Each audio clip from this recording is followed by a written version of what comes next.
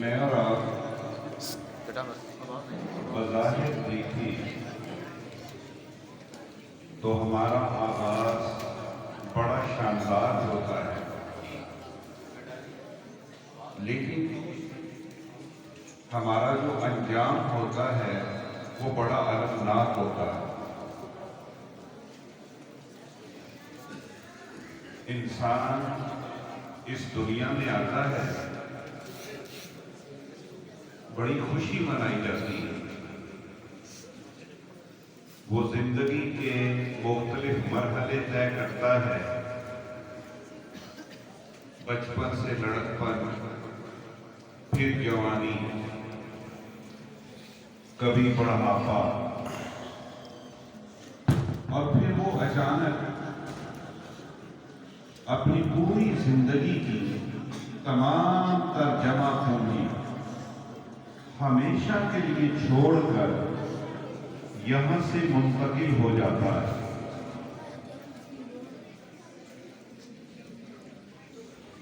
آپ کبھی اس پہ سوچیں، آغاز کتنا شاندار تھا، انجام کتنا تکلیف دہ ہے۔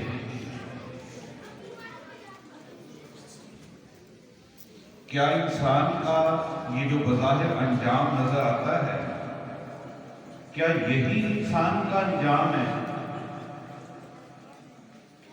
اگر انسان کا یہی انجام ہے تو کیا یہ وہ انسان ہے جس کو اللہ تعالیٰ نے احسن الخالقین کہا ہے؟ کیا یہ وہ انسان ہے جس کے بارے میں اللہ تعالیٰ فرماتے ہیں لَقَدْ خَلَقْنَا الْإِنسَانَ فِي أَحْسَنِ تَقْوِيمٍ؟ کیا یہ وہ انسان ہے جس کے بارے میں حضور علیہ السلام فرماتے ہیں إِنَّ اللَّهَ خَلَقَ آدَمَ عَلَى صُورَتِهِ، کہ جس کا انجام اتنا المناک ہے کہ جب دنیا کی نعمتوں سے محظوظ ہونے کا وقت آتا ہے، جس کے لیے اس نے پوری زندگی محنت کی ہوتی ہے، تو وہ سب کچھ ہمیشہ کے لیے چھوڑ کر چلا جاتا ہے۔ اگر یہ انجام ہے تو بڑا افسوسناک ہے۔ یا کیا انسان کا کوئی اور انجام ہے کہ جو انسان کی تخلیق سے مطابقت رکھتا ہے، انسان کے دوسری مخلوقات سے جو امتیازات ہیں اس سے اس کی یگانگت پائی جاتی ہے، موافقت پائی جاتی ہے؟ اس سوال کا جواب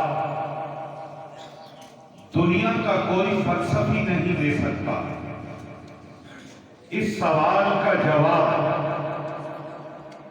آج تک سائنس کے حوالے سے اور سائنس کی بنیاد پر وجود پانے والے فلسفہ کے اندر پورے لٹریچر کی تاریخ میں موجود نہیں ہے۔ فلسفہ بھی اس میں ناکام ہے، سائنس بھی اس میں ناکام ہے، اور یہ انسان کی زندگی کا اہم ترین سوال ہے۔ اس سوال کا جواب انسان کو اللہ تعالیٰ اپنے رسولوں کے ذریعے دیتے ہیں۔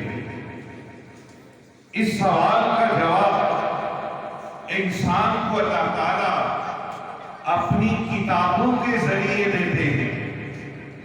اس جواب کا خلاصہ یہ ہے کہ انسان کی موت انسان کا خاتمہ نہیں ہے، انسان کی موت انسان کا خاتمہ نہیں، اس کے بعد انسان کے لیے ایک اور لازوال زندگی ہے، سرمدی ابدی زندگی ہے، جس کا کوئی اختتام نہیں۔ اس کا نام مذہب کی زبان میں آخرت ہے، اور وہاں انسان کا جو ٹھکانہ ہے اس کا نام جنت ہے، اور یہ جو جنت ہے وہاں اللہ تعالیٰ کی تمام تر صفات اپنے تمام تر کمال کے ساتھ جلوہ افروز ہوگی۔ اور یہ جو جنت ہے اس کے بارے میں جو ہمیں اللہ نے بتایا ہے وہ اس دنیا میں رہتے ہوئے کسی بھی شخص کے لیے ممکن نہیں۔ وہ کیا ہے؟ لا خوف علیہم ولا هم یحزنون۔ یہ دنیا کے اندر کسی کے لیے ممکن نہیں کہ وہ ماضی کے غموں سے چھٹکارا پا سکے، وہ مستقبل کے اندیشوں سے جابر ہو سکے۔ فرمایا انسان کی منزل اس کا مر جانا نہیں ہے، انسان کی منزل وہ جنت ہے جس جنت کی ایک انمول اور یونیک خوبی ہے، وہاں ماضی کا کوئی غم نہیں ہوگا، وہاں مستقبل کا کوئی اندیشہ نہیں ہوگا۔ اور ہمیں حضور علیہ السلام نے بتایا ہے وہ جنت اتنی لطیف ہوگی، وہ جنت اتنی پاکیزہ ہوگی، وہ جنت اتنی مطہر ہوگی، وہ جنت اتنی پوتر ہوگی کہ وہاں انسان کا پخانہ جو بھی ہے وہ بھی خوشبو سے معطر ہوگا۔ وہ اتنی لطیف جنت ہوگی، انسان کو پتا چلتا ہے میری منزل جنت ہے، میں اس جنت کو کیسے پا سکتا ہوں؟ اس کا جواب بھی فلسفہ نہیں دے سکتا، اس کا جواب بھی سائنس دینے سے قاصر ہے۔ میری منزل جنت ہے، منزل کو پانے کا طریقہ کیا ہے؟ یہ انسان کے دو اہم ترین سوالات ہیں جس کے بغیر کسی بھی انسان کی زندگی تکمیل آشنا نہیں ہو سکتی، اس کے بغیر کوئی بھی انسان اپنی ذات میں مکمل انسان نہیں ہو سکتا۔ ان دو سوالوں کا جواب اللہ تعالیٰ اپنے بندوں کو اپنی کتابوں کے ذریعے دیتے ہیں اور اپنے نبیوں کے ذریعے دیتے ہیں۔ اب میرے بھائیوں، ہوتا یہ ہے یہ تاریخ میں مسلسل یہ ہوتا رہا۔ وہ کیا ہوتا رہا؟ ایک نبی تشریف لائے، اللہ کی کتاب لے کے آئے، اللہ کی کتاب کا عملی نمونہ بن کے آئے، اللہ کی کتاب کے مفسر بن کے آئے، لیکن ان کی امت نے کیا کیا؟ اللہ کی کتاب کو بھی بدلا، نبی کی تعلیمات کو بھلا دیا۔ اللہ تعالیٰ نے ایک اور نبی بھیج دیا، انہوں نے بھی یہی کیا۔ اللہ نے ایک اور نبی کو بھیج دیا، انہوں نے بھی یہی کیا۔ کتاب کو بدلا، نبی کی تعلیمات کو گوا دیا، آخر میں اللہ تعالیٰ نے قرآن کو بھیجا اور محمد مصطفیٰ کو بھیجا، اور ساتھ ایک اضافی بندوبست کیا۔ وہ بندوبست کیا کیا کیا؟ نحن نزلنا الذکر وَإِنَّا لَهُ لَحَافِظُونَ، نحن نزلنا الذکر وَإِنَّا لَهُ لَحَافِظُونَ۔ یہ جو آیت ہے اس کے اندر جو لفظ ذکر ہے، اس ذکر میں قرآن بھی شامل ہے اور رسول پاک کی سیرت بھی شامل ہے۔ یہ جو لفظ ذکر ہے اس میں قرآن اور سیرت مصطفیٰ دونوں بیک وقت ایٹ اے ٹائم شامل ہیں۔ تو اللہ تعالیٰ نے اضافی بندوبست یہ کیا کہ اے انسانوں، میں تمہیں اپنا قرآن دے رہا ہوں، اے انسانوں میں تمہیں اپنا مصطفیٰ دے رہا ہوں، اور یہ ذمہ خود لے رہا ہوں۔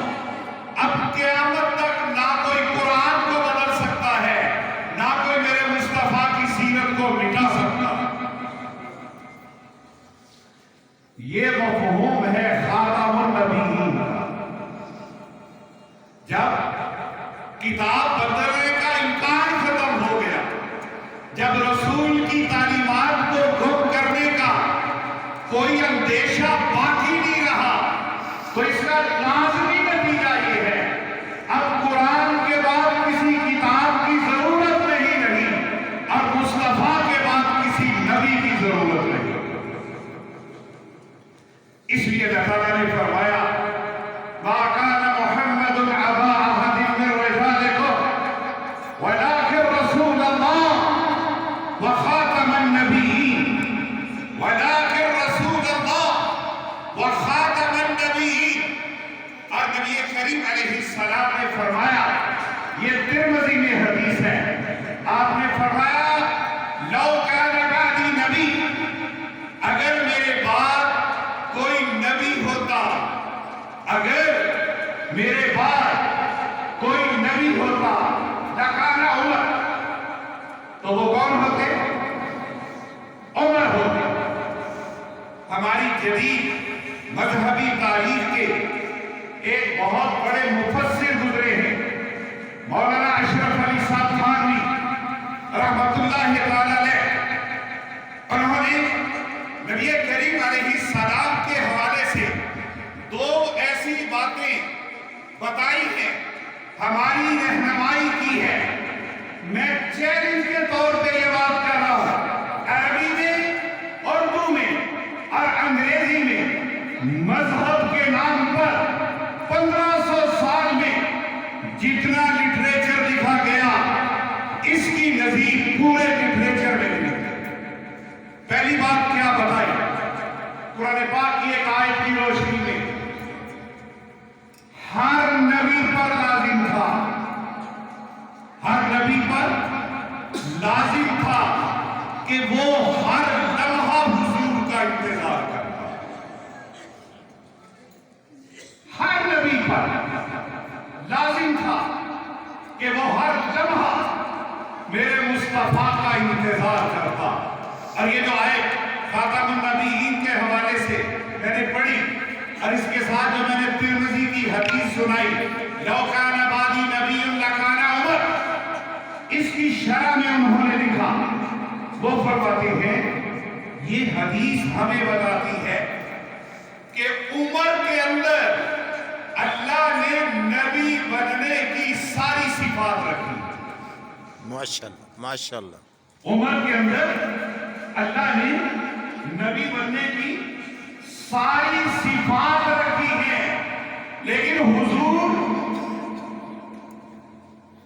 جہاں یہ بتا رہے ہیں کہ عمر کے اندر نبی بننے کی ساری صفات موجود ہیں، وہی اللہ تعالیٰ بتا رہے ہیں چونکہ میں خاتم النبیین ہوں، اس لیے میرے بعد عمر بھی نبی نہیں بن سکتا۔ لو کان بعدی نبی لکان عمر، اور پھر کیا فرمایا؟ وَأَنَا خَاتَمُ النَّبِيِّينَ لَا نَبِيَّ بَعْدِي، میں آخری نبی ہوں، میرے بعد کوئی نبی نہیں۔ دیکھیں، میں نے آپ کو بتایا کہ عمر کے اندر ہمیں حضور نے بتایا کہ نبی بننے کی ساری صلاحیتیں ہیں، اور عمر کے بارے میں بھی ہمیں حضور نے بتایا کہ نبی وہ بھی نہیں بن سکتے، کیوں کہ میں آخری نبی ہوں۔ رسول پاک علیہ السلام سے لے کر آج کے دن تک جتنے لوگوں نے نبوت کا جھوٹا دعویٰ کیا، ان میں سے کوئی ایک شخص بھی نہیں ہے جس کے بارے میں میرے نبی نے کبھی کچھ نہیں فرمایا، سوائے ایک بات کے کہ میرے بعد جو بھی اس کا دعویٰ کرے گا وہ دجال بھی ہوگا، وہ کذاب بھی ہوگا۔ دجال ہوگا اور کیا ہوگا؟ کذاب ہوگا۔ میرے بھائیوں، میں اختصار کے ساتھ ایک دو ضروری باتیں عرض کرنا چاہتا ہوں۔ اب یہ جو لفظ ہے خاتم النبیین، یاد رکھنا اس کے بیک وقت دو معنی ہیں۔ کتنے؟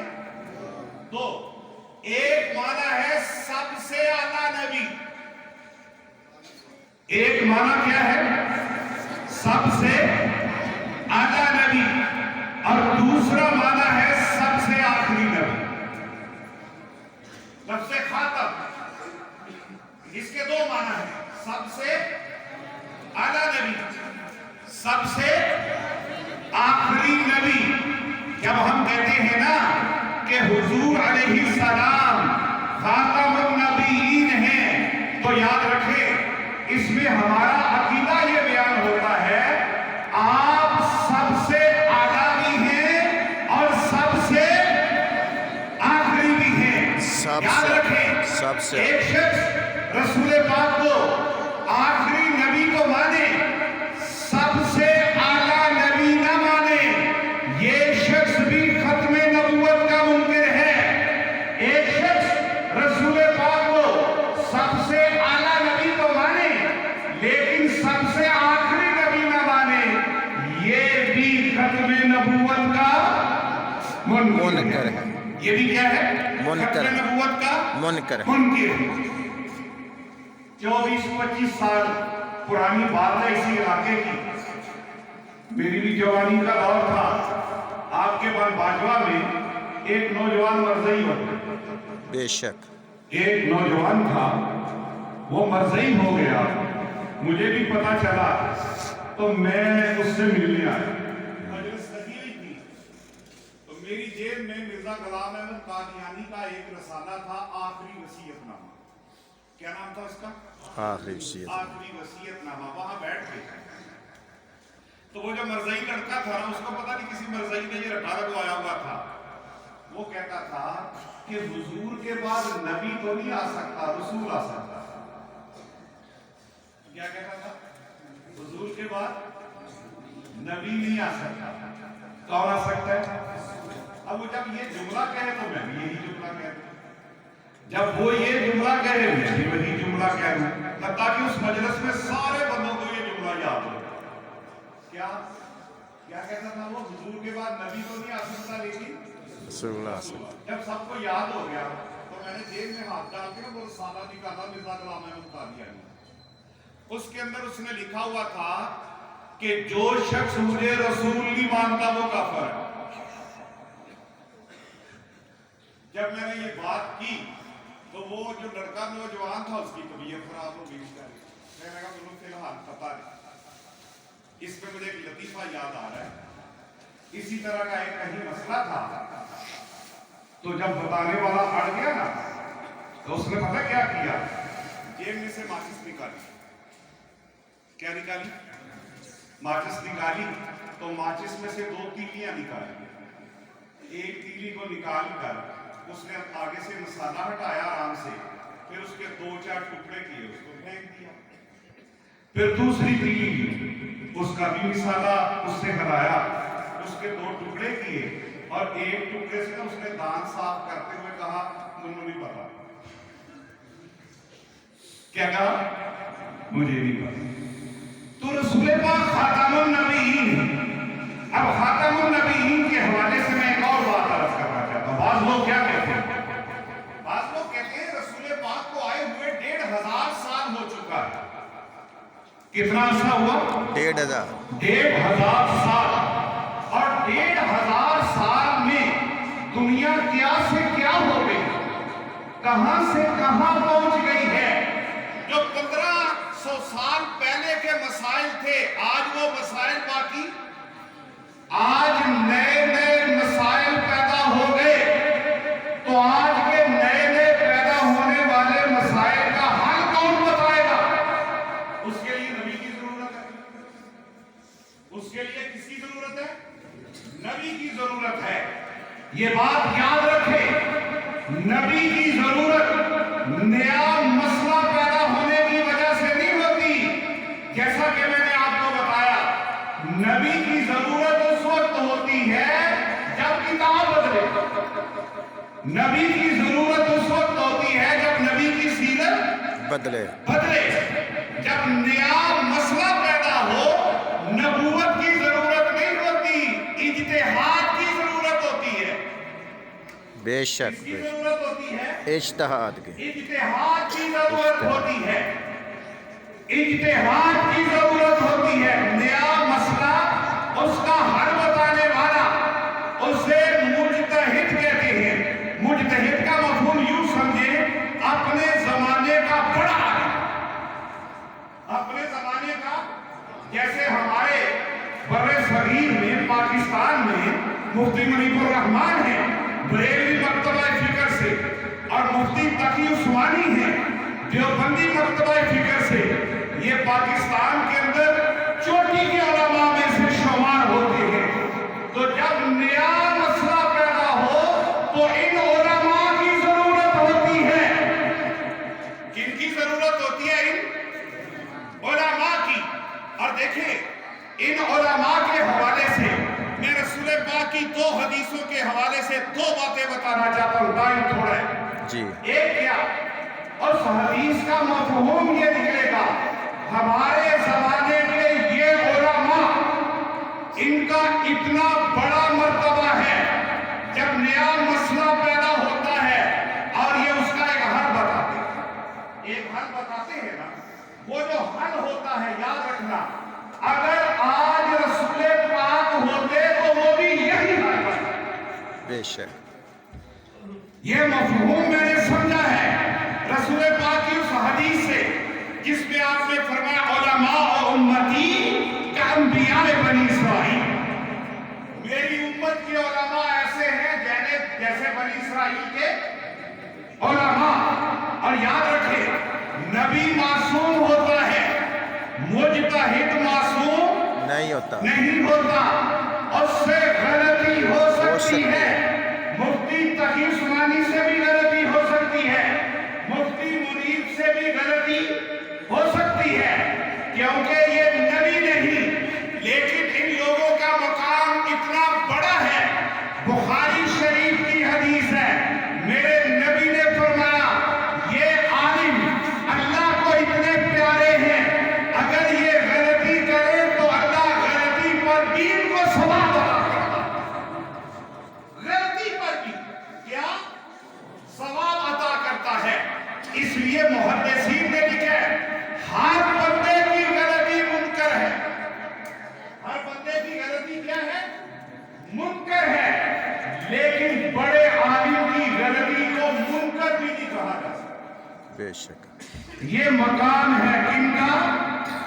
उलमा का, जो इस उम्मत के हैं। इसलिए मेरे नबी ने फरमाया, जो किसी आलिम के पास मसला पूछने के लिए जाता है, वो ऐसे है कि जैसे वो जन्नत की राह पे चल रहा हो।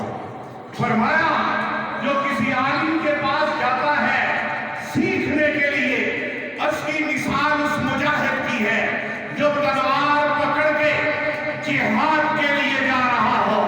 और फरमाया, जो किसी आलिम के पास जाता है इसलिए कि मैं उसकी ज़ियारत करूं, क़यामत के दिन ये शख्स ऐसे है जैसे रसूल पाक की ज़ियारत को जा रहा हो। जो किसी आलिम के पास जाता है, मैं मुसाफा करूं, ये ऐसे है कि सरवरे कायनात से मुसाफा करने के लिए जा रहा हो। जो किसी आलिम के पास जाता है, मैं उनकी खिदमत में बैठूं, मेरे हुजूर ने फरमाया, मैं क़यामत के दिन अपने इस उम्मती को अपने पैरों में बैठाऊंगा। किस में बैठाऊंगा? एक आखिरी बात इसके हवाले से करके जरा आगे चलना है। वो ये है, बात लोग क्या कहते हैं, वो कहते हैं मिर्जा गुलाम अहमद जो है, हम उसको नबी मानते ही नहीं, हम उसको ना हम रसूल मानते हैं। क्या मानते हैं? कहते हैं हम तो उसको मुजद्दिद मानते हैं। क्या मानते हैं? या हम उसको महदी मानते हैं, या मुजद्दिद मानते हैं, या क्या मानते हैं? महदी। भाई जब हम उसको नबी नहीं मानते तो हम काफिर कैसे हो गए? मुजद्दिद के बारे में तो हुजूर ने फरमाया मेरी उम्मत में आएंगे। महदी के बारे में हुजूर ने फरमाया कि मेरी उम्मत में आएगा। तो हम मिर्जे को क्या मानते हैं? मुजद्दिद। हम मिर्जे को क्या मानते हैं? महदी। तो एक बात याद रखें, सवाल यहां ये नहीं कि मरज़ई मिर्जे को क्या मानते हैं, सवाल यहां ये है कि मिर्जा खुद को क्या कहता है। بے شک بے شک مرزا خود کو کیا کہتا ہے؟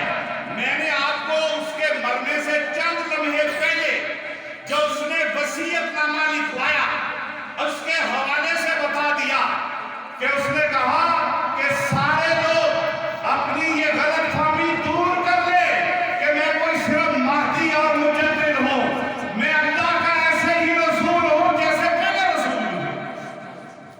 تو جو خود دجال ہے، جو خود کذاب ہے، اس دجال اور کذاب کو ایک شخص مہدی یا مجدد کہتا ہے تو یہ شخص بے ایمان ہے یا مسلمان ہے؟ یہ تو کافر ہوگا۔ اب میرے بھائیوں، میری ساری گفتگو کا خلاصہ یہ کہ ہمارے حضور خاتم النبی ٹھیک ہے کیا ہے؟ خاتم اللہ اب خاتم النبیین ہونے کے کچھ تقاضے ہیں، کچھ کیا ہیں؟ ان میں سے ایک تقاضا یہ ہے جو میں نے ضمناً آپ کو بتا دیا، خاتم النبیین ہونے کا لازمی تقاضا ہے کہ نبی کی کتاب بھی محفوظ ہو اور نبی کی سیرت بھی محفوظ محفوظ ہو۔ اور دوسرا تقاضا کیا ہے؟ وہ بھی لازمی تقاضا ہے کہ نبی کی کتاب اور نبی کی تعلیمات مسلسل اس امت میں محفوظ رہے اور چلتی رہے۔ جیسے قرآن پاک ہے، جیسے کیا ہے؟ اس کی میں ایک تو مثال دوں گا۔ سن 1939 سے لے کر سن 1945 تک جنگ عظیم دوم ہوئی ہے۔ سن 1939 سے پہلے جرمنی کے اندر ایک بہت بڑا ادارہ بنایا تھا اور اس ادارے کے اندر انہوں نے پوری دنیا سے قرآن پاک کے مخطوطہ نسخے اکٹھے کیے تھے اور اس ادارے کے اندر انہوں نے پوری دنیا سے انجیل کے نسخے اکٹھے کیے تھے۔ وہ یہ جاننا چاہتے تھے کہ پوری دنیا سے جب ہم قرآن اکٹھا کریں گے تو ان کے اندر تضاد نظر آئے گا اور ان کے اندر تبدیلی نظر آئے گی، اور دوسرا جب ہم انجیل کو اکٹھا کریں گے تو دنیا کو بتائیں گے کہ انجیل جیسے پہلے تھی آج بھی ویسی ہے۔ اللہ کی شان 1939 میں دوسری جنگ عظیم شروع ہو گئی، یہ ادارہ بھی تباہ ہو گیا، وہاں اتحادیوں نے جب بم مارے، لیکن اس کی ایک ابتدائی رپورٹ شائع ہوئی تھی جس کو کسی زمانے میں ڈاکٹر حمید اللہ جو پیرس میں رہتے تھے انہوں نے حاصل کیا اور پھر اسے شائع کیا۔ اس عیسائی ادارے نے یہ جو رپورٹ شائع کی اس کے اندر واضح طور پر دو باتیں لکھی ہوئی تھی۔ پہلی بات یہ، ہم نے پوری دنیا سے، عرب و عجم سے، مشرق و مغرب سے قرآن پاک کے مخطوطے اکٹھے کیے، ان کا آپس میں انالیسس کیا، ان کا آپس میں تقابل کیا، ہمیں پورے زمانے اور پوری دنیا سے اکٹھے کیے ہوئے قرآن کے نسخوں میں ایک بھی تبدیلی نظر نہیں آئی۔ کتنی؟ ایک بھی تبدیلی نظر نہیں آئی۔ اور دوسرا یہ لکھا ہوا تھا، ہم نے جو انجیلیں اکٹھا کی ان کے اندر 2.5 لاکھ تبدیلیاں ہو چکی۔ یہ کب کی بات سنا رہا ہوں؟ 1939 سے پہلے کی، اور آپ کو میں 1979 کی بات سنانے لگا ہوں۔ 1979 میں ایک کتاب شائع ہوئی، Bible, Quran and the modern science, جس کو لکھا ڈاکٹر مورس بوکائے نے، جو کہ ایک عیسائی تھا، سکالر تھا، مشنری تھا، عیسائیت کا مبلغ تھا۔ وہ دنیا کے سامنے یہ ثابت کرنا چاہتا تھا کہ جدید ترین جو سائنس ہے قرآن اس کا ساتھ نہیں دے سکتا، اور جدید ترین جو سائنس ہے بائبل اس کا ساتھ دیتی ہے۔ اس کتاب کے مقدمہ کے اندر ڈاکٹر مورس بوکائے نے خود لکھا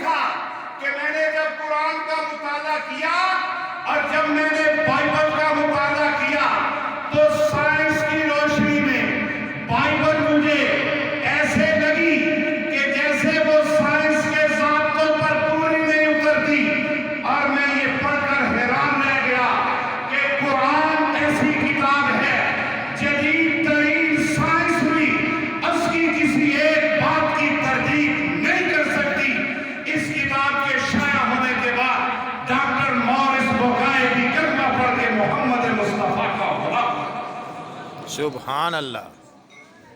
मेरे भाइयों, वक्त मुख्तसर है, मैं बार बार कह रहा हूं, वो ये है, खुलासा ये है, अब ये जो अल्लाह का दीन है, इसकी जो हिफाजत हुई और ये जो अल्लाह का दीन है, ये जो महफूज रहा, ये जो अल्लाह का दीन है, 1500 साल बाद भी गैरों ने भी कह दिया, ना तारीख इसकी तरदीद कर सकती है, ना साइंस इसको जुगला सकता है। पूरी तारीख इंसानी में इतना बड़ा कारनामा जो वजूद में आया, तो इसको वजूद में लाने में अहम तरीन किरदार किसका है? उसका सिर्फ एक जवाब है, इन मदारिस का। बेशक बेशक बेशक। किनका है? इन मदारिस का। इन मदारिस का है। आखिरी बात कह के बाद खत्म करना चाहता हूं। मुसलमानों, मेरे और आपके बारे में तरक्की और सवाल का अल्लाह का ज़ाब्ता और है, और काफिर के हवाले से उनकी तरक्की और सवाल का ज़ाब्ता और है। फर्क क्या है?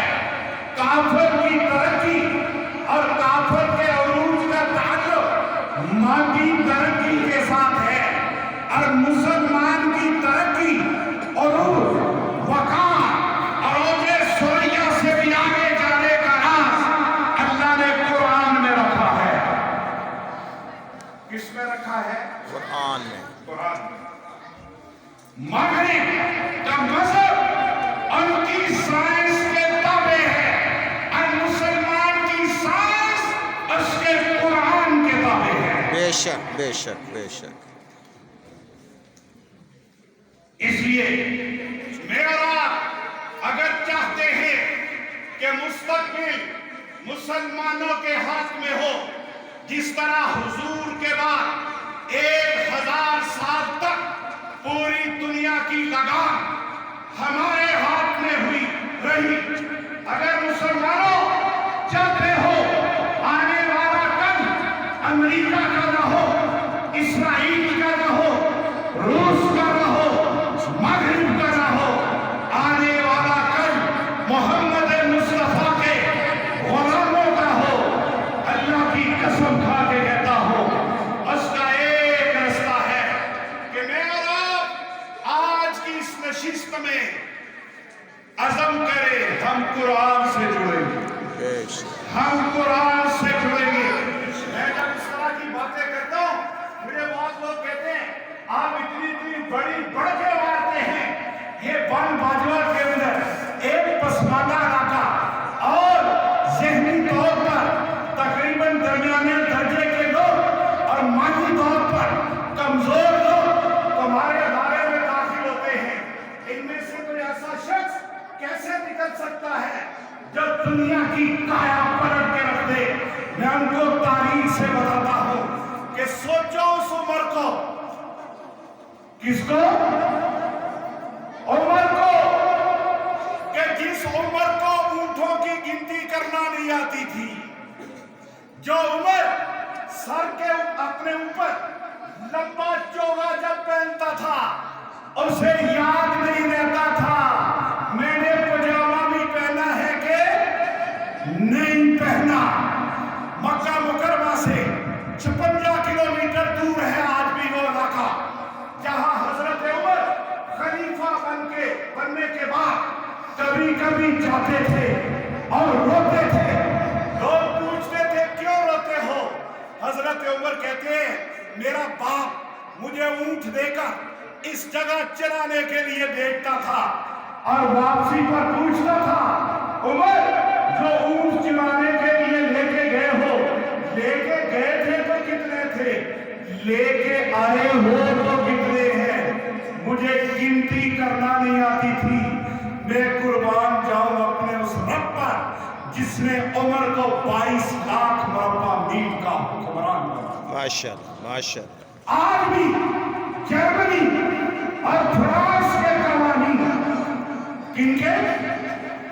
जर्मनी और फ्रांस के कवानीन जो ममलकत के नज़म के साथ ताल्लुक रखते हैं,